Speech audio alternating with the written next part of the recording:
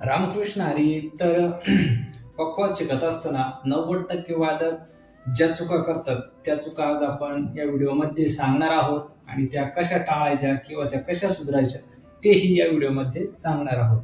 जर तुम्ही पक्वाद शिकत असाल आणि तुम्ही पण या चुका करताय का नाही करत हे या व्हिडिओमध्ये बघून घ्या आणि करत असाल तर त्या कशा टाळायच्या ते आपण या व्हिडिओमध्ये सांगणार आहेत. जर तुम्ही पक्वाद शिकत असाल तर हा व्हिडिओ शेवटपर्यंत बघा, जेणेकरून त्या चुका तुमच्याकडून होणार नाही याची काळजी आपण या व्हिडिओमध्ये घेणार आहोत. तर रामकृष्ण हरी, स्वागत आहे तुमच्या आपल्या पक्वाद दास या युट्यूब चॅनलवरती. तर या व्हिडिओमध्ये आपण बघणार आहोत की 90% वादकांकडून कोणत्या चुका होतात जेणेकरून त्यांची प्रगती होत नाही किंवा ते लवकर फॉर्मला येत नाही. तर स्टेप बाय स्टेप आपण त्या 5 चुका बघणार आहोत. तर पहिली चूक आहे ती म्हणजे बसण्याची पद्धत. आता काय होतंय, पक्वाज वाजायला बसलं किंवा प्रॅक्टिससाठी बसलं तर त्यावेळी कसं बसायचं, काय होतं, काही जण वेगळं अंग प्रदर्शन करतात किंवा म्हणजे वेगवेगळ्या पद्धतीने बसतात. कोणी असं ढिल्ल्या अंगाने बसतंय, कोणी वाकडं होऊन बसतंय, कोणी हात सोडून बसतंय, असे ढिल्ले हात सोडतंय, त्या पद्धतीने बसतं. यामुळे काय होतं, जे शरीराची रचना जरा नीट नसेल तर प्रॅक्टिस तर एक प्रॉपरली प्रॅक्टिस होत नाही. त्यामुळे काय करायचं, प्रॅक्टिसला बसताना अगोदर स्ट्रेट बसायचं म्हणजे सरळ बसायचं, जेणेकरून हाताची आणि शरीराची रचना सारखी राहील. आणि बसताना दोन्ही हात गुडघ्यावर न ठेवता वर ठेवायचे, जेणेकरून पक्वाज वाजवायला अडचण निर्माण होणार नाही. काय होतं, आपण जर हात गुडघ्यावर ठेवले तर वाजवताना आपल्याला कंटाळा येतो, हात जड पडले तर आपण सोडून देतो, असा विषय होतो. जर हात वरती ठेवले तर हाताला कंटाळा येत नाही, कळ लागत नाही. त्यामुळे हात वरती ठेवायचे आणि जेणेकरून पक्वाजाची सुद्धा जी बैठक असते ती खाली वर न ठेवता ती समान ठेवायची. ती जी समान म्हणजे कशी एकसारखी ठेवायची. कधी पक्वाज या साईडनं खाली असतो किंवा या साईडनं खाली असतो, कोणी जास्त मोठी उशी घेते जेणेकरून वर येतं. त्यामुळे काय होतं, हाताचा बॅलन्स बिघडतो. जसं की आपण जर एका हातात 10 लिटरची बादली घेतली आणि एका हातात 2 लिटरची घेतली तर ज्या हातात 10 लिटरची बादली आहे तो हात खाली जाणार आहे. त्या पद्धतीने हे होतं. ज्या साईडने पक्वाज खाली जातो तिकडनं ताकद कमी लागली जाते किंवा जास्त लागली जाते, असा विषय होतो. त्यामुळे पहिली चूक म्हणजे बसताना पक्वाज सारख्या लेवलमध्ये पाहिजे, बॉडी एकदम सरळ पाहिजे आणि हात एकदम हलक्या पद्धतीने बसतील किंवा हलक्या पद्धतीने पक्वाजवर राहतील. याच पद्धतीने पक्वाजाला चिटकून बसायचं आहे किंवा पक्वाज खूप मागे ठेवायचा, पुढे ठेवायचा किंवा आपण खूप मागे बसायचं, असं करायचं नाही. ही झाली पहिली चूक. आता दुसरी चूक कोणती आहे, हाताची पोझिशन आणि बोटाची पोझिशन. आता जर पक्वाज वाजवताना हाताची पोझिशन जर मी पहिल्यांदाच सांगितलं, जर हात गुडघ्यावर ठेवले तर बिलकुल जमणार नाही. त्याकरता हात वरती ठेवायचे आहे.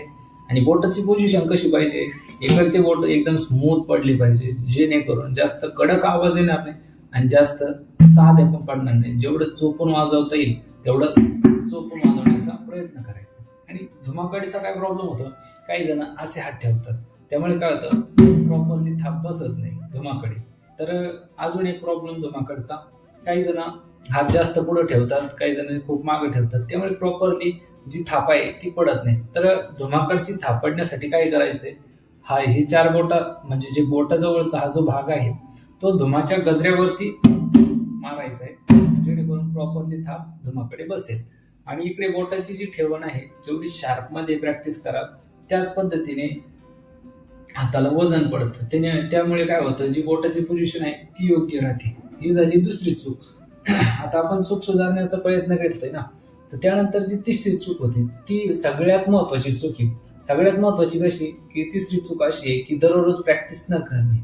आता नियमित प्रॅक्टिस न केल्यामुळे काय होतं माहितीये का, काल जो गोल बसवला तो आज लक्षात राहणार नाही किंवा 2-3 दिवस करायची आणि 4 दिवस नाही करायची. त्यामुळे काय होतं, बोटाची जी क्लिअरिटी आहे ती कमी होते. क्लिअरिटी म्हणजे जी स्पष्टता येत असते. आता बघा, रोज प्रॅक्टिस केली तर हात एकदम सॉफ्ट चालतो आणि कधी मध्ये केली हात थोडा अडखळत चालतो. तर असा प्रॉब्लेम आहे. माऊली सुद्धा हरिपाठात काय म्हणतात, नित्य नेम नामी ते प्राणी दुर्लभ, अशा पद्धतीने सांगितलं. नित्य नेम हा म्हणजे, आणि त्याच पद्धतीने माऊली ज्ञानेश्वरी सुद्धा सांगतात ना की हळूहळू ढाळे ढाळे केतुलिनी एक वेळे तया मार्गाचे निबळे. म्हणजे हळूहळू म्हणजे रोज जर नियमित प्रॅक्टिस केली, आता नाही काही ना 2 तास जमत, नाही काही ना 8 तास जमत, 4 तास जमत, 1 तास नाही जमत, तर कमीत कमी अर्धा तास तरी नियमित प्रॅक्टिस करावी, जेणेकरून हाताची स्पष्टता, सुबकता आणि क्लॅरिटी टिकून राहते. अशा पद्धतीने ही झाली तिसरी चूक. आता चौथी चूक काय माहिती का, आपण काय करतो, पकवाजाचा आहे ना जो बोल घेतो, तो बोल घेतल्यावर त्याचा तालच समजून घेत नाही. आता ताल कसा समजून घ्यायचा हे एक महत्वाचा पॉइंट आहे. ताल कसा समजून घ्यायचा, तर ताल समजून घेताना बोल अगोदर टाळी बसवणं खूप महत्वाचं आहे. नाहीतर काय होतं माहितीये का, आपण समोरचा जर दादरेची चाल म्हणत असं ना, आपण भजनी ठेका वाजवतोय, याला काही अर्थ नाहीये. त्याकरता जो तो बोल टाळीतच बसवला पाहिजे. 4 मात्र्याचा बोल 4 मात्र्यात, 12 मात्र्याचा बोल 12 मात्र्यात, 16 मात्र्याचा बोल 16 मात्र्यात बसवला पाहिजे, 5 मात्र्याचा 5 मात्र्यात बसवला पाहिजे. अशा पद्धतीने बोल बसवले तर जिथल्या तिथं समर्पक वादन होतं. आणि जर ठाईच्या चालीमध्ये भजनी ठेका वाजवला किंवा भजनी ठेक्याच्या चालीत ठाईचे बोल वाजवले, हे चालणार नाही. त्यामुळे तालात बोल बसवणं हे खूप महत्वाचं आहे, किंवा ताल समजून घेणं हे खूप महत्वाचं आहे. हरिपाठाच्या ठिकाणी जर ठाईचे बोल वाजवले तर चालणार नाही. त्या ठिकाणी 4 मात्रा, 8 मात्रा, 16 मात्रा चक्रधार बसत असेल तर वाजवलं तर काही हरकत नाही, पण तालामध्येच वाजला पाहिजे. नाहीतर हा ताल वेगळा आणि तो वाजवतो वेगळा, टाळी किकड आणि पकवाज एकीकड, असं होतं काही काम नाही. त्याकरता ताल अगोदर तालात बोल बसून घेणे आणि त्या पद्धतीने प्रॅक्टिस करणे. ह्या झाल्या 4 चुका. आता 4 चुका आपण सांगितल्या पण आणि सॉल्व्ह पण केल्या. त्याच पद्धतीने जी 5वी चूक आहे, 5वी चूक म्हणजे काय आहे, सर्वांचीच आहे ती चूक. जे नवीन नवीन शिकतात ना ते सगळे चूक करतातच, मी सुद्धा केलेली म्हणून सांगते. तर 5वी चूक जी आहे ती म्हणजे घाई.